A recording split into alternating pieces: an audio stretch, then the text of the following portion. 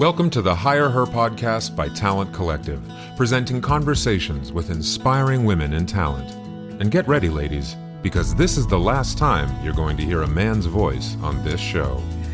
Welcome, everybody, to the next episode of Hire Her, where we have conversations with inspiring and amazing women in talent. I am your co-host, Natalie, and I have Krista here. We are the co-founders of Talent Collective, and we are so excited to have one of our founding members today as our guest. Of course, she is a very inspiring woman in talent, but she's also an amazing partner to us in growing our community. So we wanted to bring her on and really let her share her amazing story and get to know her a little bit better.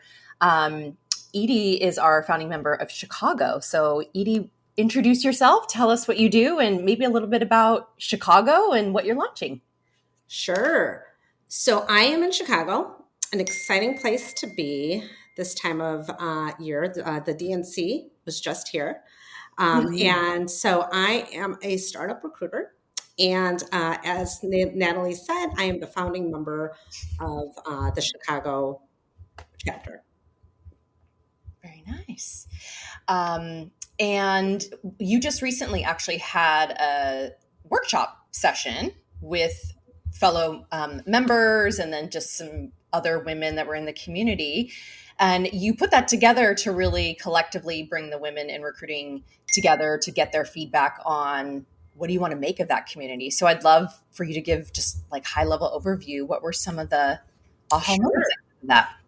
Sure. So the Chicago community is super excited about Talent Collective coming here. And so I wanted to make sure that they felt part of this community building. So it wasn't just me saying, okay, this is what we're doing next. Mm-hmm.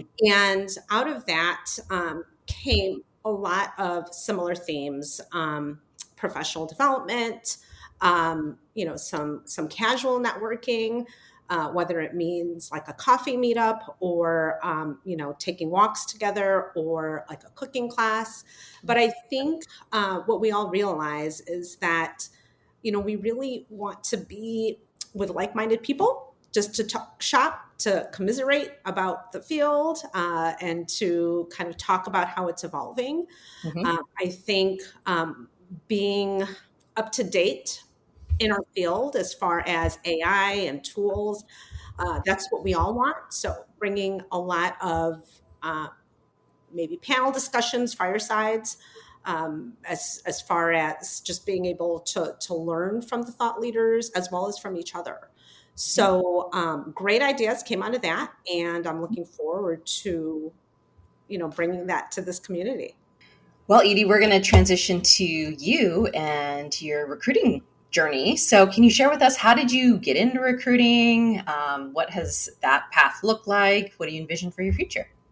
Sure. So I studied human resources as an undergraduate, and not that I went into that major thinking I want to be a recruiter, but I knew I wanted to be in human resources. And so initially I thought I would be in compensation or benefits. And I was more of a generalist. So I always had recruitment as part of my role. And I really began to focus on recruitment when I started a family and was looking really more for part-time work. And those were the type of opportunities that were more available at that time. Mm-hmm. I really liked seeing how recruitment has evolved from like staffing more transactional mm-hmm. to now more of a talent advisor. So although I've been doing this for a long time, I really feel like it's been a different type of role almost every year I'm in it. So yeah. I'm really glad that it's my focus. Yeah, love that. Thank you. Amazing. Well, thank you. Thanks for sharing that with us, Edie. Tell us a little bit about, we all have a story, somebody who really stands out to us as somebody that maybe you placed and helped along the road. So tell us a story that sticks out in your mind about somebody that you placed somewhere in your journey in recruiting. Sure. I think all of my best stories are helping women or people of color get placed into tech roles. or leadership roles. And a good story that I have to share is Camille. She's actually someone who I just met in person this past week.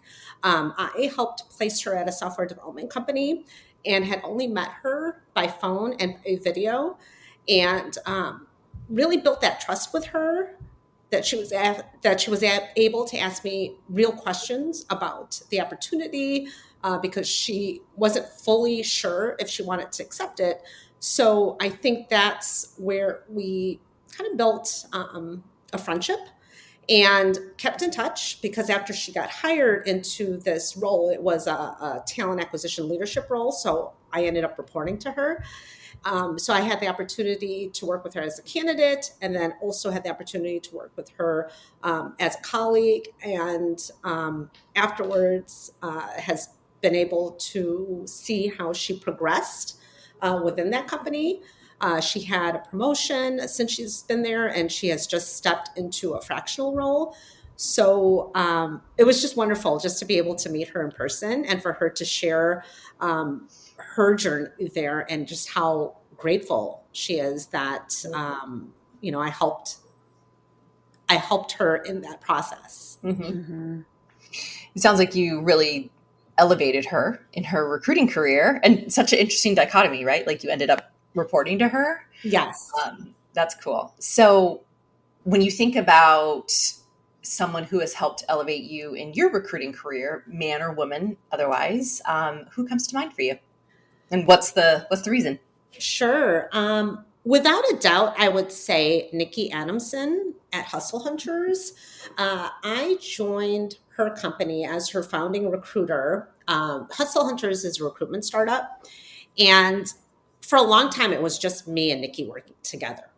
And I think she recognized early on how good I was with candidates and their candidate experience, and really being able to identify candidates who would be the perfect fit. So I would just get fixated, like, oh my God, I found the person. And then I would just be relentless. Like I would, try to get the candidate from these multiple channels. And then once I was able to engage with them and get them into the conversation, and then, in some cases, place them in that role, it was just so exciting. So I really appreciated how she allowed me to just, take off with it. She also gave me the opportunity to work directly with these founders, many female founders. And I was able to be a talent advisor to them, just because many times recruitment was not their area of expertise. So, to answer your question, she just really elevated me as a recruiter, as a recruitment leader. And we have had so many great wins together. And I would say for sure, she's been great as far as helping me in my career. Hey, we're the Payroll Baddies, and our mission is to make payroll fun and relatable. And call out industry when they hear it. You gotta call it out. You gotta call it like you see it.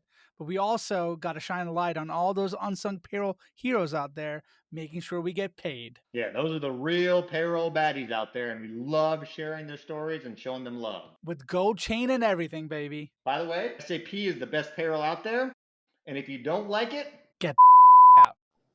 That's so nice. And Edie, you introduced me to Nikki recently, and I had the pleasure of having a call with her. And she is just absolutely wonderful. I can see why she's somebody that you really look up to and, respect a lot. She and I had a great conversation about the partnership between a hiring manager and the recruiter, and really, not being an order taker, and how to get that relationship to be more strategic and impactful, and really come with, a lot of knowledge and expertise to the table. And hiring managers, they don't recruit full time. Usually that's not their expertise. So how do you come to the table and gain the confidence of that hiring manager? So Right. excited to hear that. Something to add to that I learned a lot from Nikki is that she would always respectfully push back when she felt that there was bias there, which I just appreciated because, we really centered just bringing diversity into these talent pools and early on in the building of teams. And so it was just great just to be able to witness how she was able to gain the trust of these hiring managers. And they were open to listening to her and really kind of shifted their mindset many times. That's so neat. Yeah, not everybody has that gift. So must have been neat to be able to learn from her.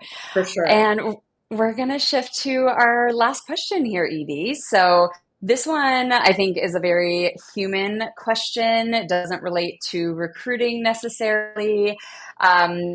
If you could reflect on something, maybe a challenge that you had somewhere in your life, whether it was in a personal capacity or a professional capacity, what would one of those biggest challenges be? And then also, what did you learn from it? I think this really helps us connect with one another and feel really human. So would love to hear from you. Sure. So I love sharing this story because it's very fresh. So I would say in the past year, what I like to refer to it as my menopause meltdown. I think it was like, oh my God, what the hell is happening to me? Like, I think I'm going crazy.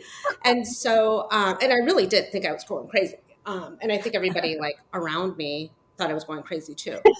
And so it wasn't until a friend brought it up to me. She said, we're really kind of around the same age. It's probably low estrogen. And so I Googled that and realized like, holy crap, this is me, like every symptom. And I've been more of a private person up until my menopause meltdown. I think I realized I needed that support system and realized just how willing people were to, support me and help me find those resources. And so I've been kind of like a walking billboard. Check your estrogen level.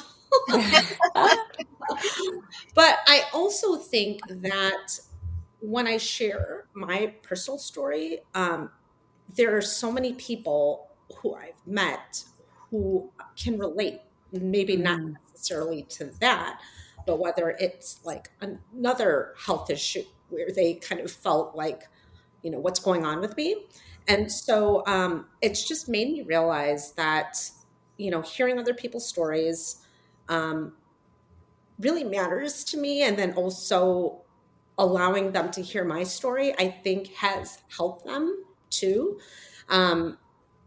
So I think it's just made me just more aware that people, are going through stuff and to, give them grace and to, hopefully direct them to resources that might help them. Because, once you do find like the solution, I mean, it's a game changer. I think once I got on hormone therapy, I mean, it was a game changer.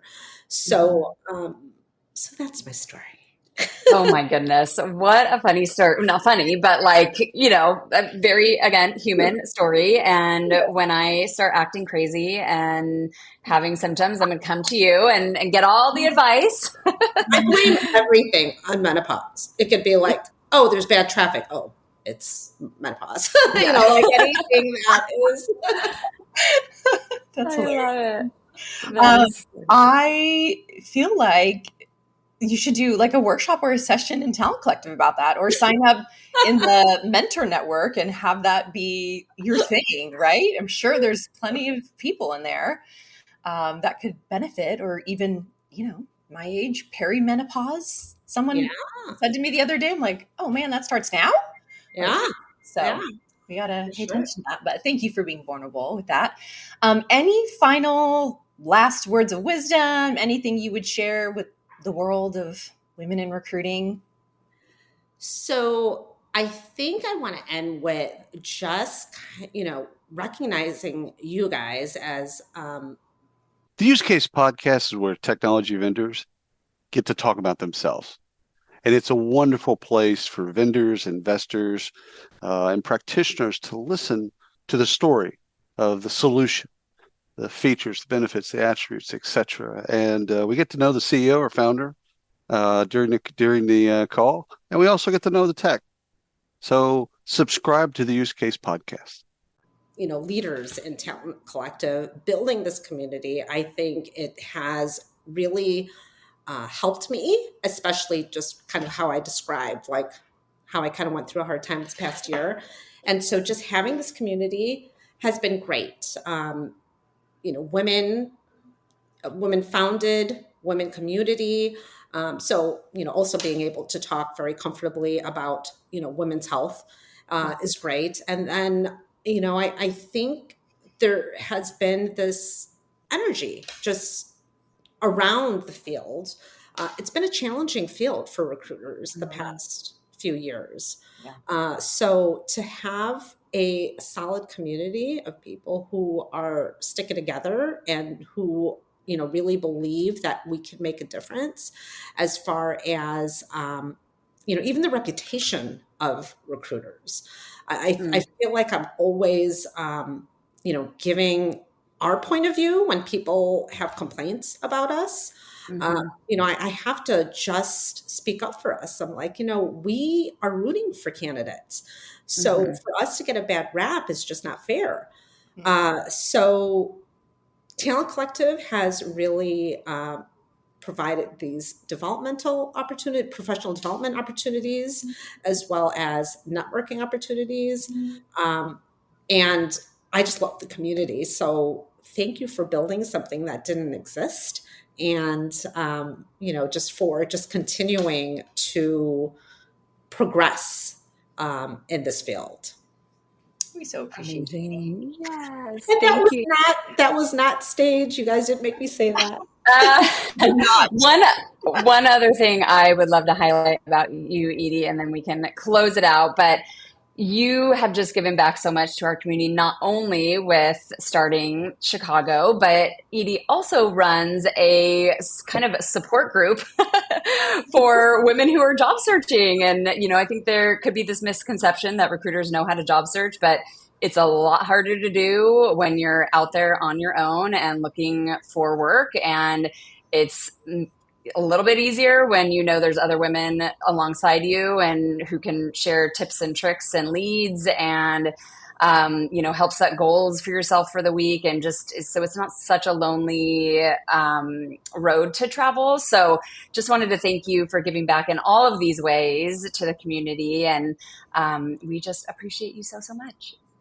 Thank you. Where can people find that? Is that still the Monday Motivation? Monday Motivation, yes. So it is a recurring weekly drop-in where we're on Zoom, and people who are job searching can really kind of bounce some of their ideas or just share their challenges. And like Krista said, although we're recruiters, when it comes to our own searches, sometimes we just kind of get stuck and really need that support from others to say, yes, go ahead and follow up for the third time. It's okay. Or, just it's okay to sometimes even bypass the recruiter if the hiring manager, so we're just there to, be a support to each other. And there are some regulars who are part of it. And, I think it's been reassuring. We encourage each other, and we will also just kind of share, I think, recruiter roles are coming back, and that is encouraging for all of us. So yes, I appreciate how when I asked Krista if there was a group that existed, that she said no, but you would be wonderful too. I'm like, okay. So I think that's another thing I love about Talent Collective is you have a great idea, and it is in alignment with what your mission is, you guys just go for it. Mm-hmm. That is so, so true. Yeah. All right, Edie. Well, thank you so, so much for being here with us today.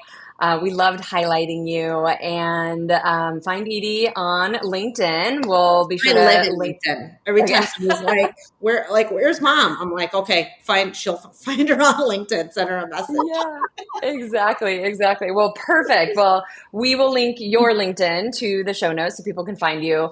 And thank you, everyone, for joining this episode of Hire Her. We'll see you next time. See you soon.